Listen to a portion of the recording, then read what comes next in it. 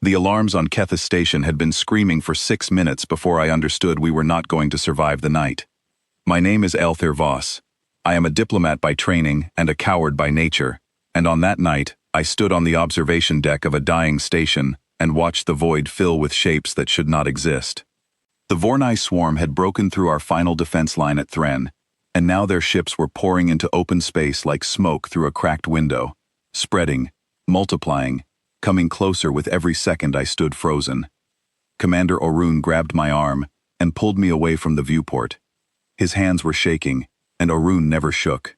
"The long call went out 11 hours ago," he said. "Nobody is coming, Voss. Nobody is coming in time." I did not argue with him. I had read the same reports he had. The great powers of the galaxy, the ones with fleets that could reshape stars, had all found reasons to hesitate. Committees, deliberations, careful, measured silence dressed up as caution. I had spent 40 years believing that the most advanced civilizations were also the wisest ones. That night taught me how wrong I was. Then the tactical display chimed with something none of us expected.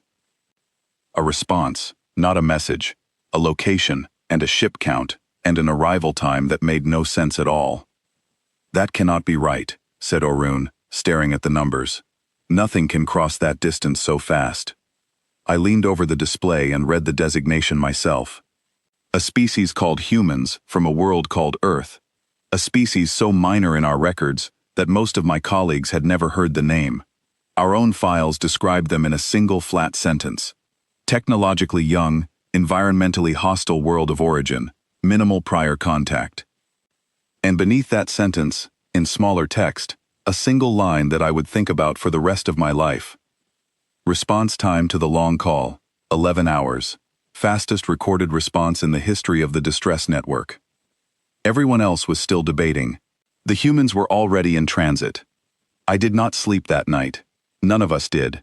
We watched the swarm advance across 3 more outposts, watched the casualty numbers rise on quiet, terrible screens, and we waited for a species we knew almost nothing about to either save us or die trying.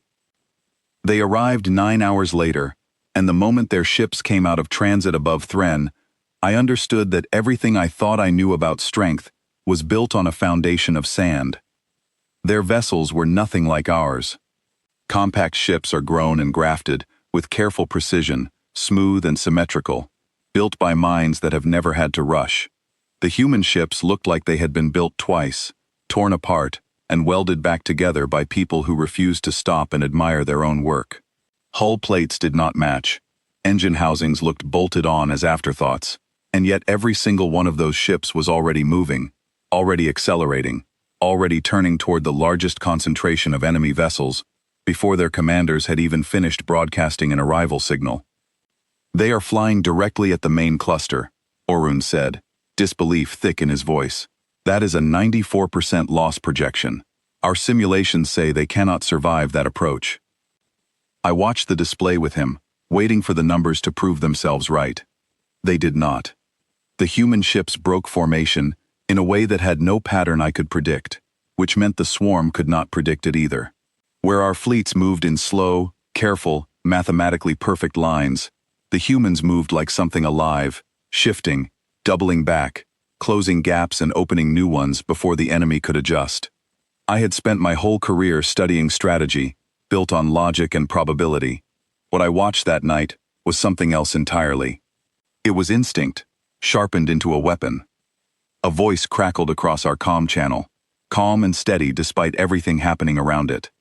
"Kethis Station, this is Captain Nora Fields of the Earth Relief Fleet. We see your position. Hold on. We are coming to you first." I remember gripping the edge of the console so hard my knuckles ached. Every advanced civilization in the galaxy had looked at our distress call and calculated the risk before answering. This woman, from a world we barely knew, had looked at the same call and simply decided to come. The battle above Thren lasted 3 days, and I watched almost every hour of it from the station, unable to look away even when my body begged me to sleep. What I saw changed the way I understood an entire species. The Vornai swarm does not retreat. In 11,000 years of compact history, it has never once retreated.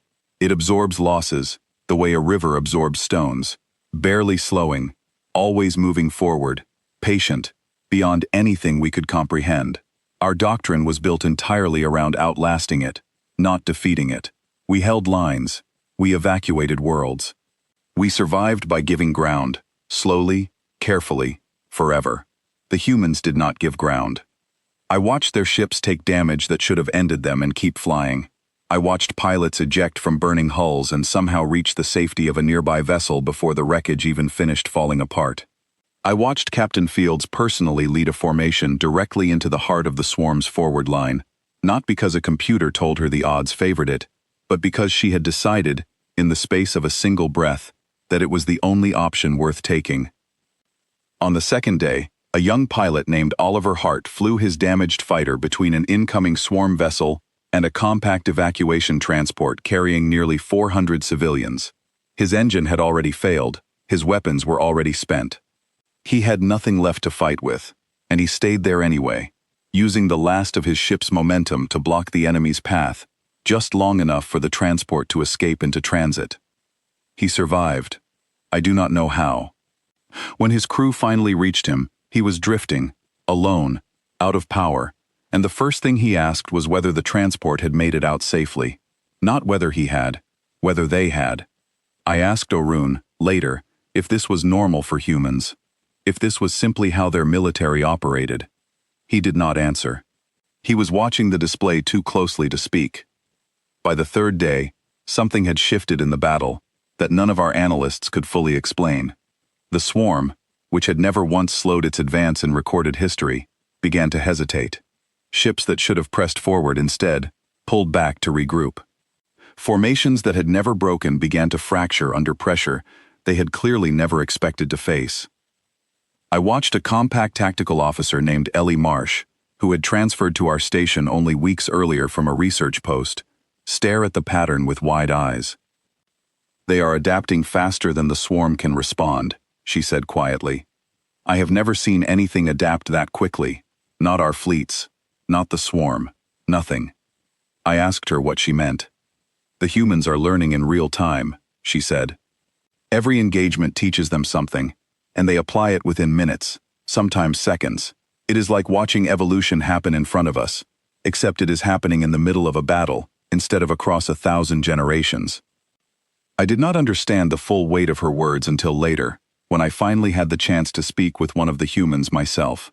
Her name was Grace Whitfield, a young engineer who had spent the entire battle keeping damaged ships flying long enough to make it home. When the fighting finally ended, she came aboard Keth's station to help repair what remained of our own systems, and I found her sitting alone in a maintenance corridor, exhausted, her hands still stained with the marks of 3 days without proper rest. I asked her, carefully, why her people had come so quickly. Why a species with so little standing in galactic affairs, so few allies, so little reason to risk everything for strangers, had answered our call faster than empires that had known of our existence for thousands of years. She looked up at me, and there was no anger in her expression, only a tired kind of honesty. "Where I come from," she said, "waiting costs lives. Our whole history is built on that lesson. We did not have the luxury of long debates while people were dying somewhere else. Every disaster we ever faced on our own world taught us the same thing, over and over, until it stopped being a decision and just became who we are." I asked her about the word I had heard human crew members use about themselves throughout the battle, spoken almost like a joke, but carrying something heavier underneath it. "Deathworlder." She smiled, faintly, the way someone smiles when a memory is both painful and strangely proud. "Earth was never gentle with us," she said. "Everything about our world tried to test us, every single day, for longer than we can properly measure. Weather that could kill without warning, creatures that saw us as nothing more than food, diseases that spread faster than we could understand them. We did not get to choose whether we survived those things. We simply had to, or there would be no one left to write the history afterward." She paused, looking down at her hands. "I think other species assumed that a world like ours would only produce something cruel. Something that had to become a monster to survive, but it did not work that way for us. We did not become monsters. We just became very, very good at refusing to give up. And it turns out that skill is useful when something out there is trying to make sure nobody gets the chance to keep existing.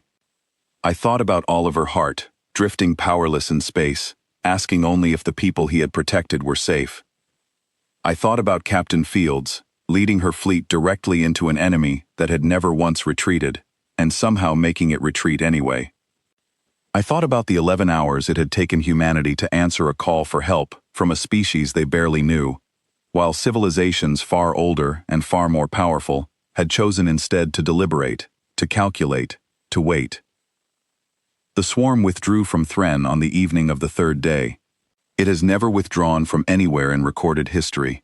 Not once, not until that night. Our own scientists spent weeks afterward trying to understand exactly what had broken its advance, running simulations, studying every recorded engagement, searching for some strategic explanation that would fit neatly into our existing understanding of warfare. They never found one, because the answer was not strategy. The answer was that the swarm, for the first time in 11,000 years, had encountered something that simply would not stop coming, no matter what was thrown against it. Something that adapted faster than it could counter, that kept finding new solutions when every old one failed, that refused every single opportunity to break and run. I sat with Captain Fields on the final evening before her fleet departed, watching the last of the wreckage get cleared from Thren's orbit. She looked older than she had 3 days earlier, though I doubt much time had actually aged her. Exhaustion does that to people, I have learned. It borrows years it has no right to take. I asked her what the compact could offer in return for what her people had done. Technology, resources, a formal place among the great powers of the galaxy, something her species had never been offered before. She was quiet for a long moment before she answered. "We didn't come here for a reward," she said. "We came because you asked, and because we could. That's the whole reason. If you want to give us something in return, just don't wait so long the next time somebody else calls for help. That's all we ever wanted from anyone. I have spent 40 years of my life cataloging species by the strength of their fleets, the elegance of their technology, the sophistication of their culture. I built an entire career around measuring civilizations by what they could build and what they could destroy. I understand now that I was measuring the wrong thing entirely. What saved Thren was not a superior weapon or a smarter strategy. It was a species that had spent its entire history being tested by a world that never once made survival easy, and had emerged from that testing with something the rest of the galaxy had somehow forgotten how to value: the simple, stubborn refusal to let someone else die when help was possible. In the months that followed, I watched the compact slowly begin to change the way it viewed the humans, and the way it viewed itself. Our oldest doctrines, built on caution and careful deliberation, were quietly re-examined. Our assumptions about strength being measured only in fleets and firepower were, for the first time in longer than I can remember, openly questioned. I do not know if the galaxy will ever fully understand what happened at Thren. I am not certain the humans themselves fully understand it, not in the way an outsider does.